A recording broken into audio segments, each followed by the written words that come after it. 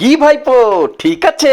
আজ আমরা চলে এসেছি বড়লোকিয়া মল। মালদার বড়লোকিয়া মল মানে কোনটা বলতে চাইছি তোমরা বুঝে গেছো নিশ্চয়ই। হ্যাঁ, ঠিক ধরেছো, মালদা পিআরএম সেন্টার পয়েন্ট। আজ এখানে বার্গার সিং এর ওপেনিং উপলক্ষে আমি চলে এসেছি রাজস্থানি টুপি পরে ব্লগ করতে। তো আমার সাথে সাথে মালদার অনেক ফেমাস ব্লগাররাও এখানে এসেছিল। সবাইকে দেখতে হলে অবশ্যই পুরো ভিডিওটা দেখো আর স্কিপ করবে না। আর ভিডিওটা দেখার আগে একটা লাইক মেরে চট করে শেয়ার করে দাও। তো এই ব্লগার্সদের মধ্যে দুটো ছোট বাচ্চা ছিল, তাদেরকে আমি চকলেট দিয়ে খুশি করে দিলাম, নাহলে মাঝে মাঝে কান্নাকাটি করতে শুরু করে। চলো তোমাদের এবার দেখাই মালদার ফেমাস ব্লগারদের। এই যে দেখো, তোমাদের খুব চেনা মুখ, আমার বাড়িতেই থাকে। নেক্সট দাদা এন্ড বৌদি খুব হাসে, সান্নালদা খুব খাই, টাটা বাই বাই। আর ইনি হলো আরেকটা বাচ্চা বমি, সরি ভূমি।